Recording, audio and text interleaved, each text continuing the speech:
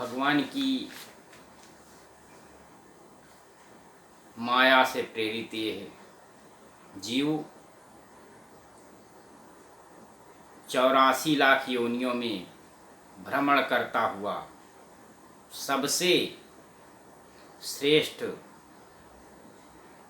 मानव का जन्म लेता है, जो सभी जीवों में सबसे श्रेष्ठ, बुद्धिमान एवं अच्छे कर्म का करने वाला जो भी व्यक्ति होता है उसी को मानव तन मिलता है। क्योंकि गोस्वामी तुलसीदास जी कहते हैं कि बड़े भाग्य मानुष तन पावा, सुर दुर्लभ मुनि ग्रंथन गावा।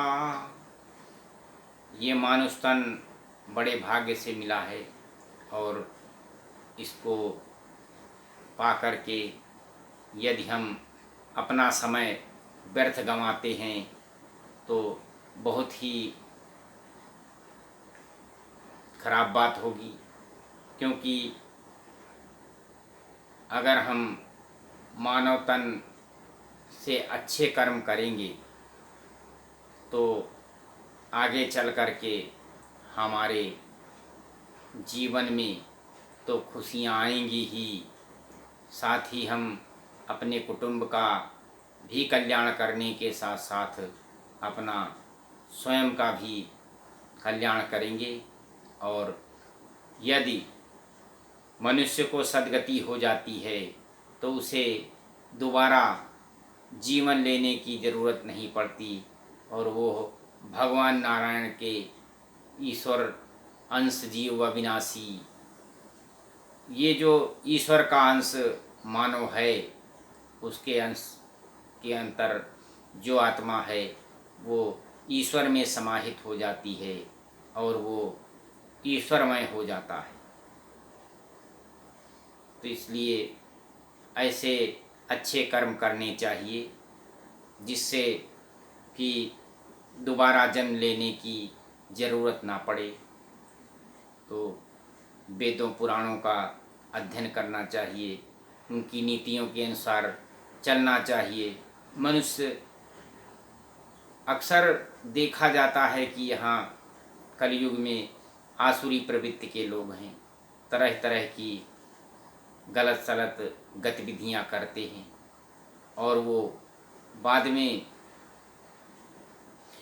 इसी अपनी खराब कृत्यों के कारण इस जीवन में तरह तरह की योनियों में भटकते फिरते हैं और तरह तरह के दुख पाते हैं। तो जब सतगति का मार्ग है, जब अच्छे कर्म करने मात्र से ही मनुष्य की सद्गति हो जाती है और वो ईश्वर में सम्मिलित हो जाता है, तो क्यों न हम अच्छे कर्म करें। अब ये आप देखिए कि बहुत से योगी महात्मा, बहुत सारे लोग ऐसे थे जो कि खराब कर्म करते थे और उन लोगों ने बाद में भगवान के नाम का जप किया जिससे उनको जो है अच्छे नाम और तन की प्राप्ति हुई। तो आइए थोड़ा रामचरितमानस में चलते हैं और रामचरितमानस अच्छा जीवन जीने की कला सिखाती है। इसलिए रामचरितमानस का थोड़ा बहुत जितना हो सके उतना ही आप चाहें तो आप जो है उसका पठन पाठन कर सकते हैं। और आज एकादशी का पावन व्रत है तो आप नारायण नारायण का पूरे दिन जाप करें, मन में जाप करें और पूजा करें, आराधना करें, माला पर जाप करें। इससे आपका जीवन सुखमय होगा, आपका अच्छा कार्य आपको बहुत आगे बढ़ाएगा। आपको किसी प्रकार की जो है मांग की ज़रूरत नहीं पड़ेगी, आपकी सारी कामना भगवान स्वयं पूरी करेंगे। तो आइए रामचरितमानस में थोड़ा समय देते हैं। सचिव धर्म रुचि हरि पद प्रीति, नृपहित हेत सिखौ नित्य नीति। गुर सुर संत पितर मही देवा, करई सदा नप कै सब कै सेवा। एक राजा भानु प्रताप थे, तो उन्होंने काफ़ी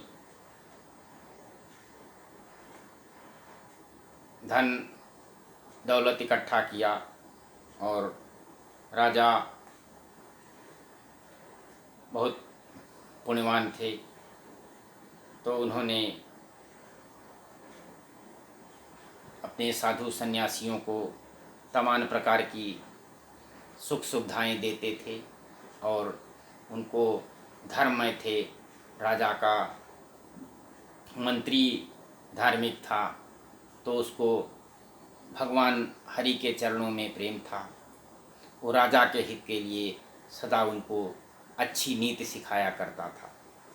राजा गुरु देवता संत और पितर ब्राह्मण जो भी मिलता था सबकी सेवा किया करते थे।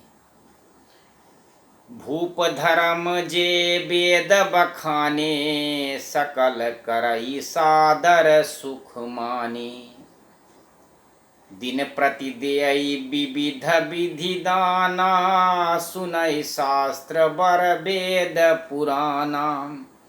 इस प्रकार से अच्छे कर्म करने चाहिए, जिस प्रकार से राजा भानु प्रताप करते थे कि वो वेदों में राजाओं के जो धर्म बताए गए हैं उसके अनुसार ही चलते थे। राजा सदाचार, आदरपूर्वक और सुख मानकर उन सब का पालन करते थे। प्रतिदिन अनेक प्रकार के दान देवता और उत्तम शास्त्र, वेद और पुराण सुनते थे। नाना बापी को पतड़ागा, सुमन बाटिका सुंदर बागा। विप्र भवन सुर भवन सुहाए, सब तीरथन विचित्र बनाए। उनके बहुत सी उन्होंने कुएं खुदवाए, तमाम सारे तालाब और फुलवारियाँ बनवाई, सुंदर सुंदर बगीचे ब्राह्मणों के लिए, घर और देवताओं के लिए सुंदर मंदिर, और सब तीर्थों में उन्होंने मंदिर बनवाए। जहाँ लगी कहे पुराण श्रुति, एक एक सब जाग। 12 सहस्त्र सहस्त्र नप, किए सहित अनुराग। वेद और पुराणों में जितने प्रकार के यज्ञ कहे गए हैं, सब राजा ने एक एक करके उन सब यज्ञों को प्रेम सहित हजार हजार बार किया। क्या बात है! यही तो बात है कि यज्ञ करिए, धर्म करिए, पूजा पाठ करिए और दान दीजिए, तो आपका जीवन अपने आप पुण्यमय हो जाएगा। आपके जो बुरे कर्म होंगे वो अपने आप नष्ट हो जाएंगे। हृदय न कछु फल अनुसंधाना, भूप विवेकी परम सुजाना। करई जे धर्म करम मन बानी, वासुदेव अर्पित नप ज्ञानी। राजा के हृदय में कोई फल की कामना नहीं थी।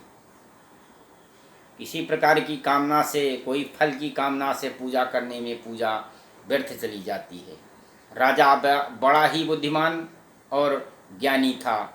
वो ज्ञानी राजा कर्म और मन और वाणी से जो कुछ भी धर्म करता था, सब कुछ भगवान वासुदेव को समर्पित कर देता था।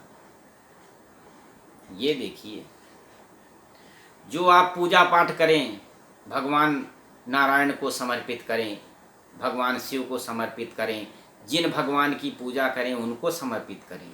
यदि आप उनको समर्पित करते हैं, कोई चीज़ आप उनको अर्पण करते हैं, तो आपको अपने आप भगवान देंगे। भगवान ये जानते हैं कि आपको क्या चाहिए और क्या नहीं चाहिए। भगवान ये जानते हैं कि आपके पास क्या है और क्या नहीं है। तो भगवान को जब देना होगा तो आपको किसी भी प्रकार से दे देंगे, और जब नहीं उनको आपको उपलब्ध कराना होगा तो आप यदि कहीं से वो सामान लाएंगे भी तो चोरी हो जाएगा, या किसी प्रकार से अन्य किसी तरह गिर जाएगा, या कोई ना कोई नुकसान आपको हो जाएगा।